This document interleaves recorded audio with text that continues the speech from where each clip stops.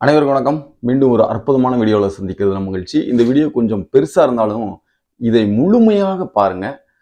இந்த பிரபஞ்சத்தில் இருக்கக்கூடிய நிறைய ரகசியங்களை நீங்களே உள்ளுணர்வாக தெரிந்து கொள்வதற்கு இந்த வீடியோ நிச்சயமா உங்களுக்கு உதவி செய்யும். சரி, அதுக்கு முதல்ல 2-3 விஷயங்கள் நம்ம பார்த்துருவோம். இந்த இன்ஃபர்மேஷன், இந்த பிரபஞ்ச ரகசியங்கள்ல முக்கியமான ஒரு விஷயம் என்ன அப்படின்னா, இந்த ஆகாஷிக் ரெக்கார்ட் அப்படின்னு சொல்லக்கூடிய இந்த பிரபஞ்ச பதிவுகள். இதுக்கு நிறைய பெயர்கள் இருக்கு. இப்போ பிரபஞ்ச பதிவுகள், ஆகாச பதிவுகள், பேரண்ட பதிவுகள், ஆகாஷிக் ரெக்கார்ட்ஸ் அப்படின்னு சொல்லிட்டு ஆங்கிலத்தில் சொல்றாங்க. வான்காந்த பதிவுகள், அப்புறம் வான்காந்த களம், காந்த களம், இப்படி நிறைய பெயர் கொண்டு இதை அழைக்கிறாங்க. சரி, இந்த ஆகாஷிக் ரெக்கார்ட்ஸ் அப்படிங்கிறது உண்மையா அப்படின்னா நிச்சயமாக உண்மை. இதை வேற ஏதாவது ஒரு கருவிகள் கொண்டு இதை பார்த்து தெரிந்து கொள்ள முடியாது. ஆனால் நம்முடைய மூளை, நம்முடைய மனம், இந்த இரண்டையும் நாம் கருவிகளாக பயன்படுத்துவதன் மூலமாக இந்த ஆகாஷிக் ரெக்கார்டில் இருக்கக்கூடிய அனைத்து விஷயங்களையும் நாம் தெரிந்து கொள்ளலாம். சரி, இந்த ஆகாஷிக் ரெக்கார்டில் அப்படி என்னதான் இருக்கு அப்படின்னா, இந்த பிரபஞ்சம் தோன்றியது முதல் இந்த வினாடி, இந்த கடந்து சென்ற இந்த வினாடி வரைக்கும் இருக்கக்கூடிய அனைத்து நிகழ்வுகளுமே இந்த ஆகாஷிக் ரெக்கார்டில் பதிவுகளாக இருக்கிறது. இந்த பிரபஞ்சம் தோன்றியது முதல் அப்படின்னா, இந்த முதலில் பிரபஞ்சம் எப்படி இருந்தது, இருப்பு நிலைன்னா என்ன, உயிரினம் எப்பொழுது தோன்றியது, அதனுடைய தன்மை என்ன, மனிதன் எப்படி வந்தான், இந்த மனிதனுடைய எண்ண அலைகள் எப்படிப்பட்டது, இப்படி மகான்கள் என்ன நினைச்சு இந்த விஷயத்தை செய்தார்கள், அது முதற்கொண்டு பல கோடிக்கணக்கான ஆண்டுகளில் வாழ்ந்த அனைத்து உயிரினங்களை பற்றியும், அந்த உயிரினங்கள்ல என்னவெல்லாம் நினைத்தது, என்ன அலைகள், இந்த பிரபஞ்ச பதிவுகள்ல அப்படியே பதிவுகளாகி அது அலைகளாக அங்கங்க அப்படியே இருக்கிறது அப்படிங்கிறத நம்ம தெரிஞ்சு கொள்ளலாம். சரி, அது மட்டுமா, அந்த இன்ஃபர்மேஷன் மட்டுமா அப்படின்னு பார்த்தா, இந்த உலகத்துல நமக்கு நிறைய சிக்கல்கள் இருக்கு, பிரச்சனைகள் இருக்கு. இதே மாதிரி சிக்கல்கள், பிரச்சனைகள் முன்னொரு காலத்துல நிறைய மனிதர்களுக்கு இருந்திருக்கும். அந்த மனிதர்கள்லாம் அந்த சிக்கலை எப்படி ஹேண்டில் பண்ணாங்க, எப்படி அந்த பிரச்சனைகள் சால்வ் பண்ணாங்க அப்படிங்கிற எல்லா இன்ஃபர்மேஷன் இந்த வான்காந்த களத்துல அலைகளாக பதிவாகி இருக்கும் அப்படிங்கிறது ஞானிகளோட கருத்து. சரி, இதை நம்ம எப்படி ஆக்சஸ் பண்றது, நமக்கு தேவையான விஷயங்களை எப்படி நம்ம தெரிந்து கொள்வது அப்படின்னா, இதற்கு முக்கியமான ஒரு விஷயத்தை நம்ம தெரிந்து கொள்ள வேண்டும். என்னன்னா, இந்த மன அலைச்சுழல் வேகம். இது என்ன மன அலைச்சுழல் வேகம் அப்படின்னா, இது எல்லாருமே ஒரு பீரியட்ல நம்ம எக்ஸ்பீரியன்ஸ் பண்ணியிருப்போம். இப்போ நீங்க படிக்கும் பொழுது காலையில் எழுந்த உடனே நிறைய விஷயங்கள் படிச்சிருப்பீங்க. எக்ஸாம் ஹாலில் போய் அதை அப்படியே மறந்துருப்போம். எக்ஸாம் முடிச்சுட்டு திரும்பி வரும் பொழுது நமக்கு படித்த அனைத்து விஷயங்களும் நாம் நினைவுக்கு வரும். இது ஏன் நடக்குது, ஏன் மறந்தோம், ஏன் திரும்ப நினைவுக்கு வருது அப்படின்னா, இங்கதான் இந்த அலை சுழல் வேகத்தை பத்தி நம்ம தெரிந்து கொள்ள வேண்டும். இப்போ உதாரணத்துக்கு மனிதனுடைய மன அலைச்சுழல் வேகம் 0லிருந்து 40 வரைக்கும் இருக்கும் அப்படின்னு சொல்றாங்க. சராசரியான மனிதனின் மன அலைச்சுழல் வேகம் 14லிருந்து 40 வரைக்கும் இருக்குன்னு சொல்றாங்க. இப்ப அதிகாலையில நம்ம கண் விழித்த உடனே ஒரு 17, 18 அந்த மன அலைச்சுழல் வேகத்துல நம்ம இருப்போம்.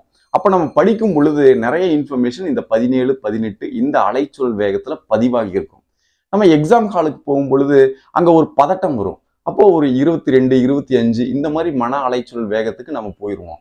அப்ப அந்த மன அலைச்சுழல் வேகம் அதிகமான காரணத்தினால், அப்ப நம்ம படிச்சது எல்லாமே அந்த 24, 25 இந்த மன அலைச்சுழல் வேகத்துல நம்ம படிக்கல. அதனால அங்க ரெக்கார்ட்ஸ் கிடையாது.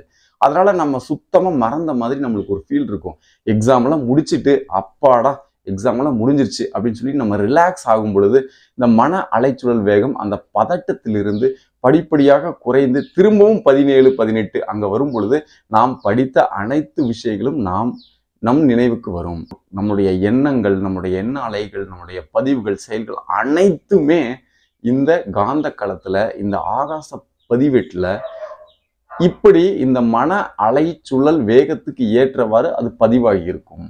சரி, இந்த மன அலைச்சுழல் வேகமெல்லாம் கொஞ்சம் குழப்பமா இருக்கு சார், எல்லாத்துக்கும் புரிஞ்சுக்கிறது கஷ்டமா இருக்கும் அப்படின்னா, இன்னொரு இன்ஃபர்மேஷன் உங்களுடைய வசதிக்காக நான் சொல்றேன். இப்போ நம்முடைய மூச்சு காற்று, இந்த மூச்சு காற்று ஒரு நிமிடத்திற்கு, சாதாரணமான மனிதனின் மூச்சு காற்று ஒரு நிமிடத்திற்கு 15லிருந்து 18 வரைக்கும் இருக்கும். நீங்க வாட்ச் பண்ணி பார்க்கலாம். ஒரு நிமிஷம் நீங்க டைமர் வச்சுட்டு எவ்வளவு தடவை நம்ம மூச்சு உள்ள போயிட்டு வெளியில வருது அப்படிங்கிறத வாட்ச் பண்ணி பார்த்தீங்கன்னா 15லிருந்து 18 வரைக்கும் இருக்கும். சரி, நம்ம மூச்சை கவனித்தல், அப்புறமா நிறைய மூச்சு பயிற்சி, நம்ம தியான பயிற்சி இதெல்லாம் நான் செய்து வரும் பொழுது நம்முடைய மூச்சு காற்று அந்த மூச்சு ஓட்டம் வந்து பார்த்தீங்கன்னா கொஞ்சம் படிப்படியாக கம்மியாகும், அதே நேரத்தில் ஆழமாகும். இப்போ 12 இல்லாட்டி 10லிருந்து 12 மூச்சோட்டம் நம்மளுக்கு வந்துருச்சுன்னு வச்சுக்கோங்களேன்.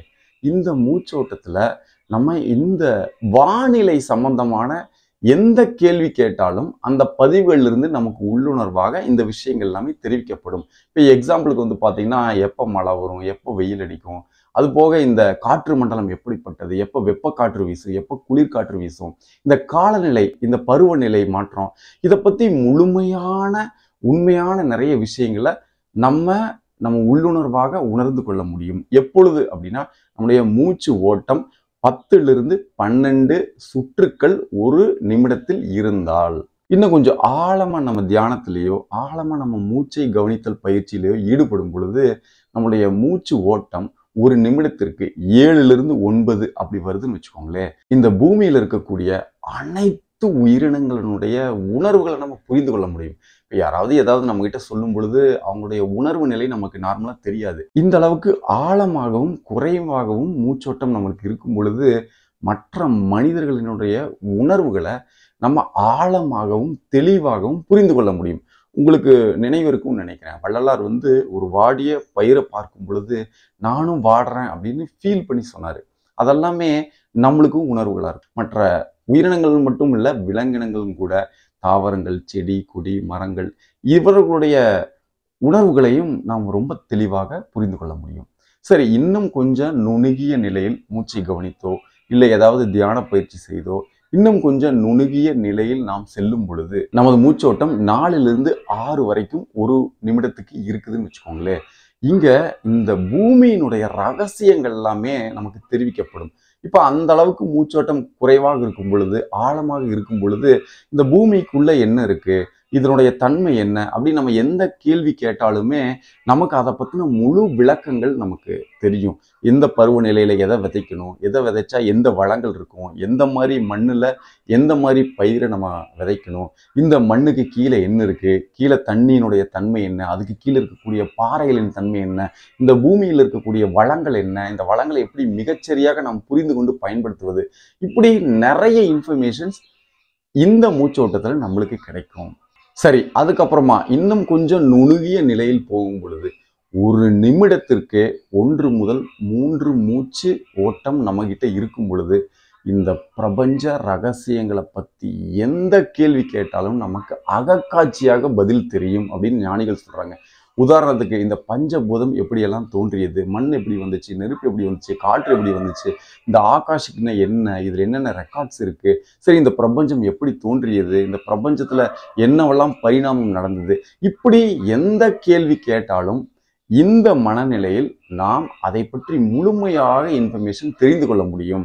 அது எப்படி சார் நமக்கு அகக்காட்சியா தெரியும் அப்படின்னா ரொம்ப சிம்பிள். நம்ம டிவியை வச்சு அதை பத்தி நிறைய தெரிஞ்சுக்கலாம்.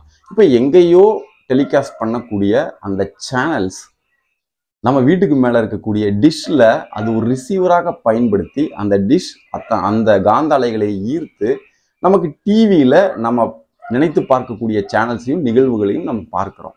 அதே போல சரி, இந்த மாதிரி குறைவான மூச்சோட்டம், இந்த மாதிரி குறைவான மன அலைச்சூழலில் இருக்கும் பொழுது நம்முடைய மூளை ரிசீவராக மாற்றம் பெறுகிறது. இந்த நுண்ணிய இந்த அலைகளை எல்லாத்தையும் ரிசீவ் பண்ணக்கூடிய கெப்பாசிட்டி நமக்கு மூளைக்கு வந்துடுது. அடுத்தது இது எல்லாமே எப்படி தெரியும்னா, நம்ம கிட்ட அகத்திரை இருக்கு இல்லையா, மனத்திரை, அதுல வந்து பாத்தீங்கன்னா படத்தை பார்த்தது போல் மிக தெளிவாக நாம் நினைத்த அந்த விஷயத்தை பத்தி நமக்கு முழு இன்ஃபர்மேஷன் நம்மளுக்கு தெரிவிக்கப்படும் அப்படின்னு சொல்றாங்க. சரி, இதுல மிக முக்கியமான ஒரு விஷயம், மூச்சு ஓட்டம் குறைவாக இருக்கணும் அப்படின்னு சொன்ன உடனே இந்த மூச்சை நம்ம கண்ட்ரோல்ல எடுத்துக்கிட்டு நம்ம கட்டுப்படுத்த முயற்சி செய்யவே கூடாது. ஆஸ் இட் இஸ் இப்போது நம்முடைய மூச்சு எப்படி இருக்கிறதோ, எந்த அளவில் ஆழமாக இருக்கிறதோ, எத்தனை முறை நம்ம சுவாசிக்கிறோமோ ஒரு நிமிடத்திற்கு, அதை ஜஸ்ட் கவனித்தால் போதுமானது. இந்த கவனித்தல் தான் மிக மிக முக்கியம். நம்ம மூச்சோட்டம் குறைவாக இருந்தால் இதெல்லாம் கிடைக்கும் நம்ம சொல்லியிருக்கோம். இது இயற்கையாகவே கொஞ்சம் கொஞ்சமாக குறைந்து வரும் பொழுது தான் இது சாத்தியம். உடனே எடுத்துட்டு நான் என்னோட மூச்சை கண்ட்ரோல் பண்ணுறேன், ஒரு நிமிடத்திற்கு இத்தனை மூச்சு தான் எனக்கு வரணும் அப்படின்னு சொல்லிட்டு நம்ம கண்ட்ரோல் பண்ணி அந்த மூச்சோட்டத்தை நம்ம மாற்றக்கூடாது. இயல்பாக என்ன இருக்கோ அது பாட்டுக்கு இருக்கட்டும். அதை தெரிந்து கொள்ள அதை அறிந்து கொள்ள, அதை புரிந்து கொள்ள தான் நம்ம முயற்சி செய்யணும். அந்த மூச்சு ஓட்டத்தை வேகமாக்கவோ இல்லை குறைக்கவோ நாம் முயற்சி செய்யக்கூடாது. இது அடிப்படையில் நம்ம தெரிந்து கொள்ள வேண்டிய உண்மை. முதலில் சின்ன சின்ன விஷயங்கள்லேருந்து ஆரம்பித்து அப்புறமா பெரிய விஷயத்துக்கு போவோம். அப்போ சின்ன சின்ன விஷயங்கள் என்ன, நமக்கு ஏதாவது சிக்கல் இருக்கும், இல்லை சிக்கல்லாம் எனக்கு இல்லைப்பா அப்படின்னு சொன்னாலும் ஏதாவது தெரிந்து கொள்ள வேண்டிய விஷயங்கள் இருக்கலாம், அதிகமாக தெரியாமல் இருக்கலாம். அந்த மாதிரி விஷயங்களை அடிக்கடி சிந்திப்பது, இதற்கு என்ன பதில், நான் இதை எப்படி தெரிந்து கொள்வேன் அப்படின்னு சொல்லிட்டு பல கேள்விகளை நீங்கள் முன்வைத்தால் அதை சார்ந்த நிறைய விஷயங்கள் இந்த பிரபஞ்ச காந்த களத்தில் இந்த பதிவுகளாக இருக்குது இல்லையா, இது எல்லாமே அலை அலையாக உங்களுக்குள்ள நிறைய விஷயங்கள் கொஞ்சம் கொஞ்சமாக உள்ளுணர்வாக உணர்த்தப்படும். இது எடுத்த உடனே இது நடந்துருமா அப்படின்னு பார்த்தா இல்லை, ஓரிரு நாட்கள் இது சாத்தியம்.